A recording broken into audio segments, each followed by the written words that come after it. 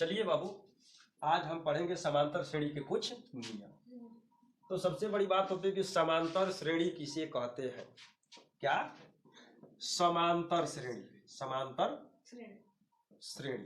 तो बाबू इस नाम से ही पता चल रहा है कि समान अंतर, समान अंतर यानी कि ऐसा सीरीज हो, ऐसा क्रम हो जिसमें एक पद से दूसरा पद या दूसरा से तीसरा पद या तीसरा से चौथा पद में अंतर क्या होगा? समान होगा, बराबर होगा, अलग नहीं होगा। जैसे में हम एक में एक जोड़े तो कितना होगा?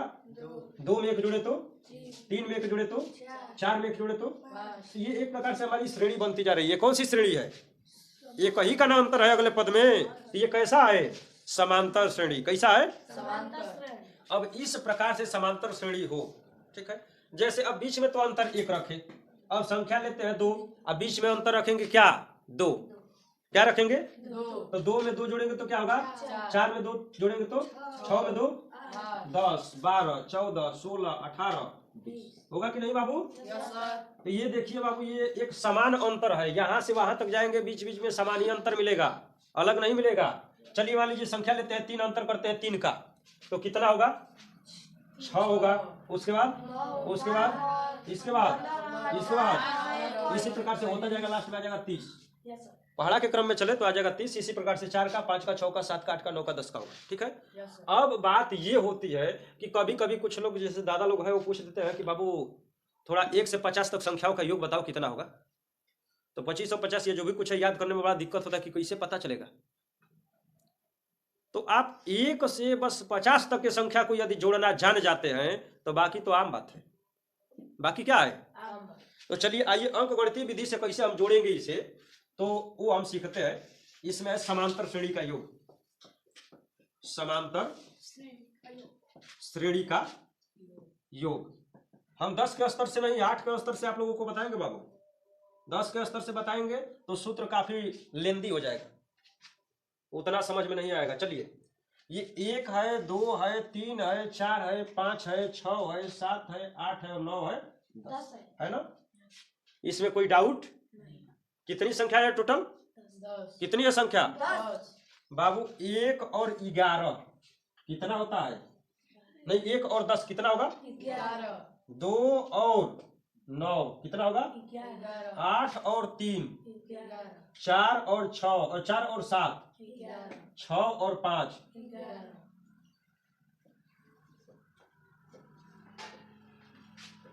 समांतर श्रेणी रहेगा तो देखो बाबू कैसा टेक्निक देख रहे हैं।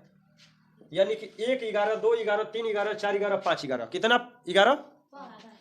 तो 1 11 2 11 3 11 4 11 और 5वां 11, तो 1 है 11। अब 5 है तो जब हम इसे जोड़ेंगे तो क्या करेंगे? 5 से गुणा कर दे। कोई दिक्कत नहीं।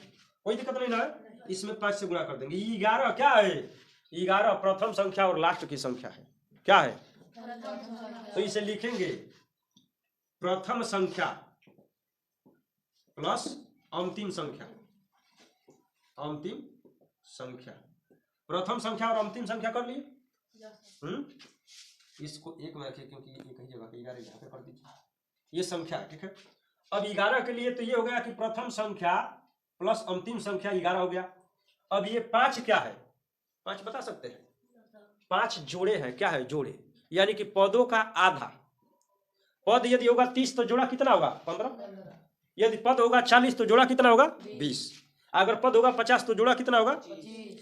यानी कि पदों का जोड़ा, अर्थात जितना पद रहेंगे उसमें 2 से भाग कर दिया जाएगा। तो यानी कि दोनों को जोड़ करके, यानी कि प्रथम और अंतिम को जोड़ करके और पदों की संख्या के आधा से हम गुणा कर दें तो प्राप्त गुणनफल हमारा क्या हो जाएगा? इसका योग हो जाएगा कि नहीं?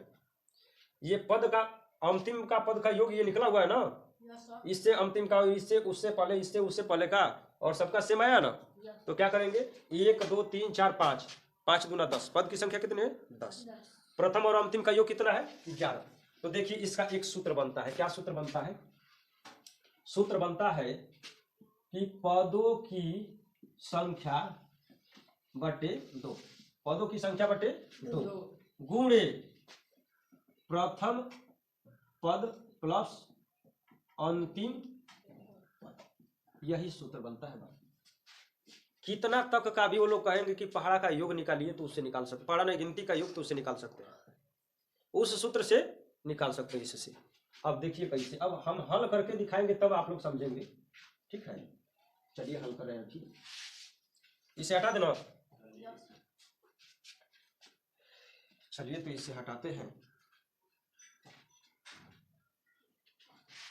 देखिए अब बात आती है कि 1 से 20 तक, कहां तक, 1 से 20 तक की संख्याओं का योग क्या होगा।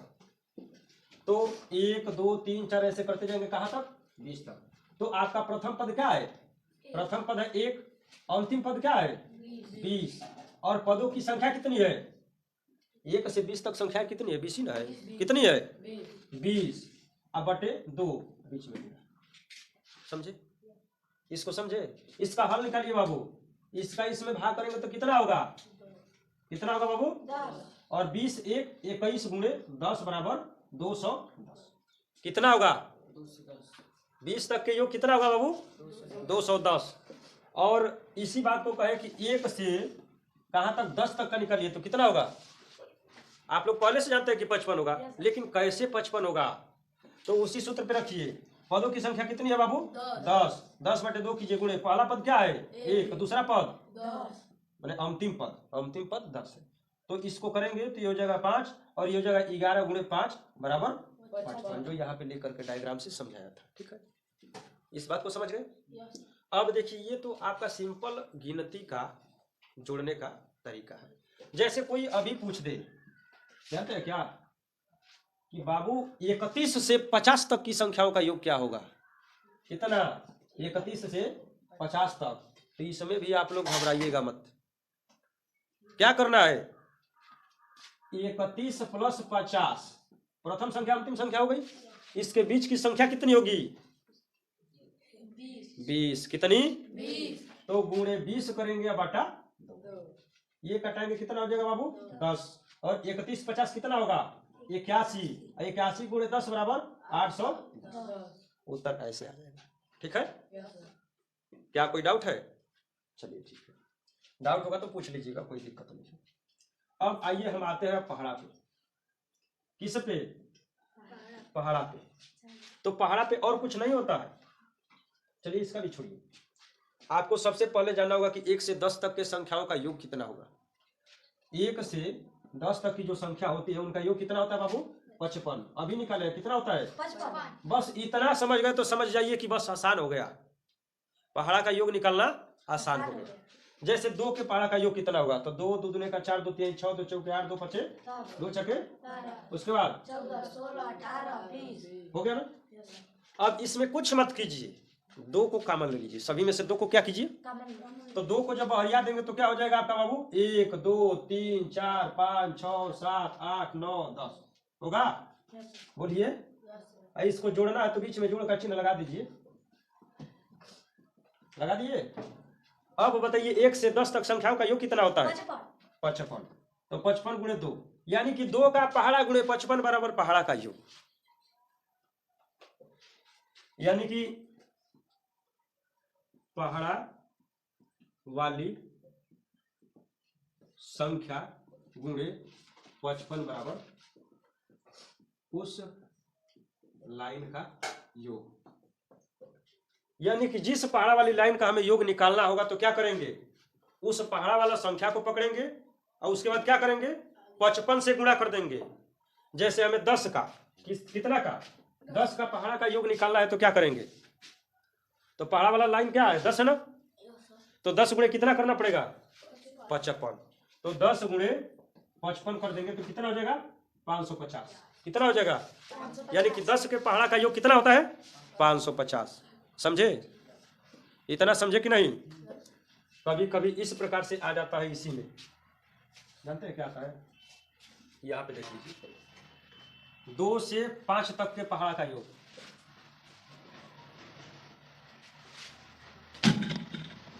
2 से 5 तक के पहाड़ा का योग कैसे होगा बता सकते हैं,